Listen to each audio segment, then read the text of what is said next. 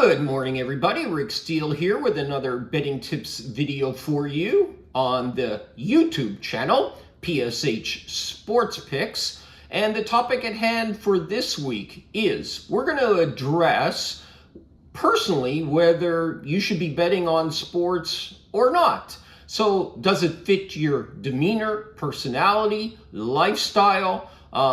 We'll address those topics, and obviously you can then ruminate about whether or not this is something that you decide you want to pursue and at what level you want to pursue it at. We're also going to address some traps that you need to avoid once you determine this is for you so that you can be successful and profitable. Obviously, as we often mention and repeat for new people attending and watching these videos, if you would like to bet what I bet on a daily basis, all year long, day in, day out, well, there's two ways to do so, but most importantly, it's always free. It will always be free. And so you do so by going to the homepage of my website, pshltd.com. Simply click on the Today's Picks button. Or you can follow me on the betstamp app. My username there is Rick S. And if you click on the notification button, each and every time I post a new bet, those bets will go directly to your phone, keeping you mobile, totally convenient, and allowing you to never miss a bet at the same time. No gimmicks, no signups, no BS, always free. And each and every time I will, on a daily basis, update my record broken down by sport, and it's also done so independently on the Betstamp app as well. If you have any questions for me and to get all the latest sports betting news in a timely fashion, follow me across Instagram, Twitter, and Facebook. My handle is @RickSteele99. Now, all that I ever ask for in return is if you could support my YouTube channel. Spending the time and money in producing these videos, giving out the free picks day in, day out, all year long. What do I ask for in return? Subscribe to the YouTube channel. That's it. Turn on the notifications for your own benefit here on the YouTube channel as well, and that will allow you to be notified each and every time I upload the the channel with a new video, whether it's a betting tips video or at the same time it could be a sports pick as well. So, in addition, what is my goal then as far as that? Well, put you on a few more winners, help you to avoid some losers. In other words, put some more money in your pocket. But more importantly with these videos is to give you the nuts and bolts, the tools and techniques to be a more successful, more profitable, long-term sports bettor. And that's my each and only goal in producing and doing these videos. So again, I thank you in advance for your support in subscribing to the channel. Let's get on to the topic at hand, betting on sports. And just one other brief mention, I should say, within the next couple of weeks, we will be uploading a new betting tips video, and that's going to deal with 2023, the year in review, and also looking ahead to 2024 and how you can prepare to get off to a fast, profitable start, I should say. Okay, so the topic at hand as far as betting on sports, and is this something for you or not? Does it fit your personality?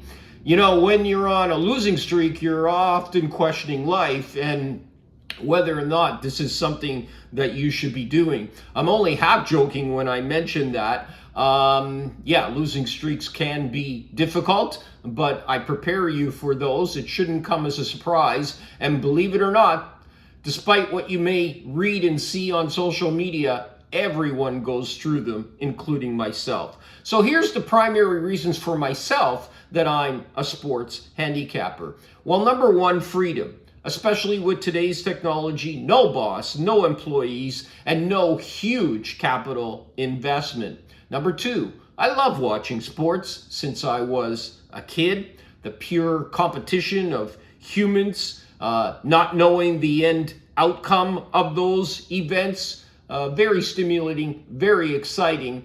Not to get caught up on it because it is a separate issue in relation to the sports betting side of things as far as watching and fandom is concerned.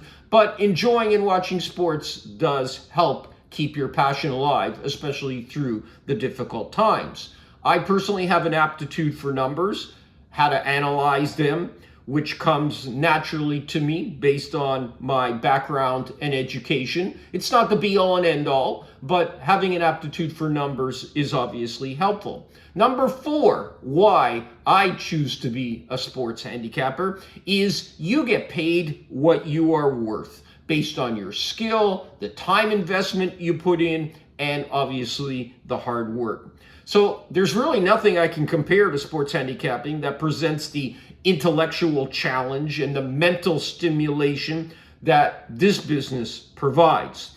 Now, despite the rise in popularity of analytics and modeling and simulations, and don't get me wrong, I do those as well, and it is very helpful in helping to find weaknesses in the line, handicapping is not all just about modeling and pushing a button and out spills a number and then you simply bet that.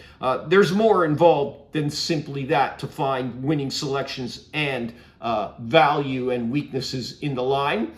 Bookmakers are too sharp. They're doing the exact same thing as well. So when I make a bet, it's based on a number of significant reasons why this is the right side, and further confirmed that the reasons are not already encompassed in the line. Very important to address that. It doesn't matter if you found 10 reasons to bet on a game, but yet it's already baked into the line. You haven't really isolated any value. So you research stats, situations, psychological factors that have relevancy, that I can directly connect some logic for this particular matchup.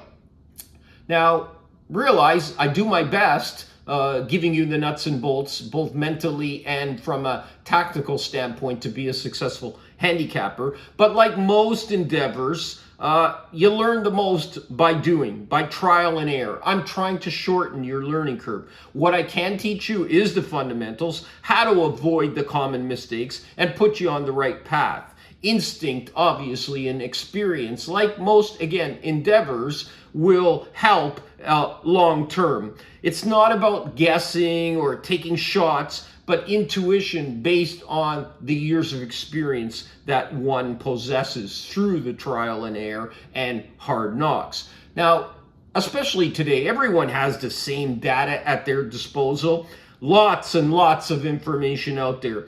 It's absolutely useless to come up with 100 reasons to bet one side and then 101 reasons to bet the other side, and then all of a sudden you think you've found value. So learn how to filter the information into something that makes sense for you. Have a process that you've developed that works for you based on your strengths. It should also include, obviously, scheduling and situations, emotions, and motivational factors. Yes, those are the intangibles, but then you have to convert those intangibles into your number and massage it to come up with your line for a particular game. Notice I didn't say trends. Stay away from trends. Those are useless. Handicapping a game is a very detailed, specific discipline.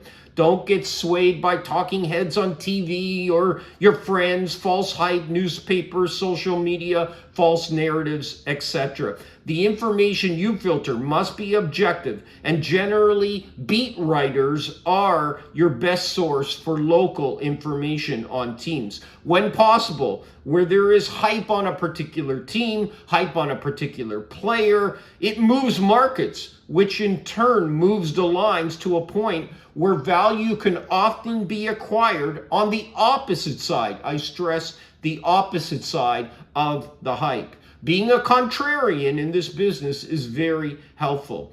Remember, again, all the above is to just simply stress to you and understand what your job is, and that is to find weaknesses in the line in order to place a bet. You cherry pick, you go through the menu, all the menu that the sportsbook offers, and find weaknesses where you find it's justified to make a bet. Never give up our major advantage that we have as a sports bettor. The sportsbook posts lines on almost anything and everything that moves. We get, as a sports handicapper, the ability to cherry pick, read between the lines, and just selectively bet what we find to be of value. So let's deal with some traps to avoid. Number one, being undercapitalized. Don't be illusioned to think that you can make a full-time income on a small minimal bankroll. The bankroll for sports betting is the money you have available for your business, not the money for family and personal living expenses. There's nothing wrong, regardless of your bankroll, of setting reasonable goals and setting out to methodically grind on a daily basis while building that bankroll to reinvest into your business. Don't compare yourself to others. Go at your pace, most importantly. Number two, not having enough sportsbook accounts funded, whereby you are not always getting the best line available. Betting minus 120 when minus 114 is available is just burning money. Increase your profits without increasing your win percentage by line shopping. Again, another betting tips video here in the library that devotes itself just to that topic in hand. That's why it's so important. If you're part-time, you need a bare minimum of 5 sports books in order to successfully line shop. Full-time, over 20 in order to be successful and get the best line possible. There is no excuses these days with the legalization across North America of sports betting. Number 3, not following proper money management procedures. There's no such thing as a lock in this business, a guaranteed win. However, what I can guarantee you is if you risk more than 2% of your bankroll on games, you're guaranteed to not be around long term. Number 4, having no established goals. Are you betting for entertainment, part-time income, full-time income? Any category in that area is fine, but you have to choose one and make sure your bankroll is aligned to that goal. Number 5, no record keeping. What business in the world runs with no books, no documents whatsoever on how you're doing? P&Ls, cash flows, etc. We'll discuss this in our year-end review. It's not that timely. It's not that intensive. Make sure you're record keeping so you know where you need to improve and also what you're doing well. Number 6, trap to avoid. When you are on one of those losing streaks, you start pressing and doubling and tripling your bets. When you're winning money, you think you're invincible and you stop doing the work and putting in the hours that make you successful to begin with. So avoid that. Okay, sports betting as a business, to conclude, is a vehicle. It's an investment tool to leverage your money by churning your bankroll over and over again in order to be successful. If you use proper money management strategies, this is extremely important and powerful. People get involved in sports betting for many different reasons. Here is mine.